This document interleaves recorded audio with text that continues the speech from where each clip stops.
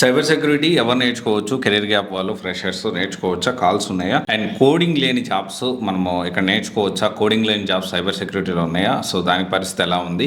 Calls ఎలా ఉన్నాయి? ఎవరు నేర్చుకోవచ్చు? డీటెయిల్గా ఈ వీడియోలో మనం మాట్లాడుకోవడానికి ప్రయత్నం చేద్దాము. ఫస్ట్ ఆఫ్ ఆల్ ఏంటి అంటే సైబర్ సెక్యూరిటీ అనేది మంచి ఫీచర్ ఉంది. చాలా యూఎస్ యూకే ప్రాజెక్ట్స్ అనేవి మన Indian companies like giant companies అన్నీ కూడా TCS, Infosys, Wipro, so Indian based చాలా సాఫ్ట్వేర్ కంపెనీస్ అక్కడి నుంచి ప్రాజెక్ట్స్ అయితే మనకి ప్రొవైడ్ చేస్తూ ఉన్నారు. అండ్ చాలా వరకు తగ్గించుకున్నాయి కూడా. అండ్ డెఫినెట్లీ చాలా తక్కువ మంది ఈ సైబర్ సెక్యూరిటీ మీద ఫోకస్ చేస్తారు. రిసోర్సెస్ కూడా మనకు చాలా తక్కువ ఉంటాయి. అండ్ దీనికి సంబంధించి కెరీర్ గ్యాప్ వాళ్ళు నేర్చుకోవచ్చు, ఫ్రెషర్స్ నేర్చుకోవాలని ఫస్ట్ పాయింట్ మనం చూసుకుంటే ఎస్, ఇద్దరు కూడా నేర్చుకోవచ్చు, both freshers and career gap. Career gap అంటే మరీ ఎక్కువ కెరీర్ గ్యాప్ వల్ల అయితే కష్టం అవుతుంది. సో ఇది మీకు సూట్ అవుతుందా లేదా అనేది you can attend for free career counselling on this thing. And తర్వాత విషయం చూసుకుంటే సైబర్ సెక్యూరిటీలో నాన్ కోడింగ్ జాబ్స్ విషయం చూసుకుంటే cyber security analyst, SOC analyst, GRC security consultant, ఇవన్నీ కూడా ఏంటి అంటే సైబర్ సెక్యూరిటీ సంబంధించిన కోడింగ్ తక్కువ or no coding or less coding technologies, ఇవి నేర్చుకుంటే ఖచ్చితంగా మనము fresher or experience or career gap people both కూడా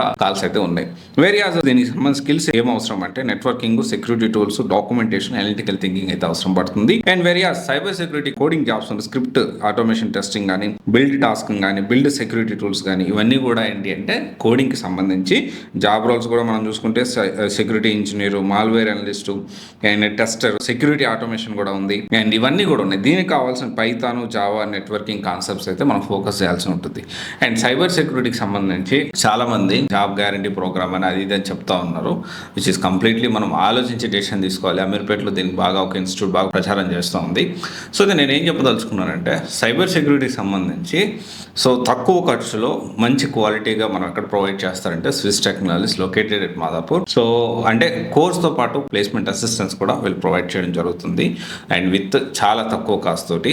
సో ఇది మనం అర్థం చేసుకోవాల్సిన విషయం ఏంటి అంటే ఈ స్విస్ టెక్నాలజీస్లో సైబర్ సెక్యూరిటీకి సంబంధించి కోడింగ్, నాన్ కోడింగ్ రెండు కోర్సెస్, మీకు ఏది కావాలంటే అది మీకు సూట్ అయ్యేది మనం ఎలాగో మన కెరీర్ కౌన్సిలింగ్ ద్వారా మనం అప్డేట్ చేస్తాము. అక్కడ మీకు నచ్చితే ఖచ్చితంగా మీరు ఆఫ్లైన్లో వెళ్ళి ప్లాన్ చేసుకోవచ్చు. ఎప్పుడైనా నేను ఒకటే చెప్పేది ఏంటి అంటే నేను ఏ ఇన్స్టిట్యూట్ గురించి చెప్పినా ఎప్పుడైనా ఒకటే చెప్తా ఉంటాను, మీరు కూడా క్రాస్ వెరిఫై చేసుకోండి.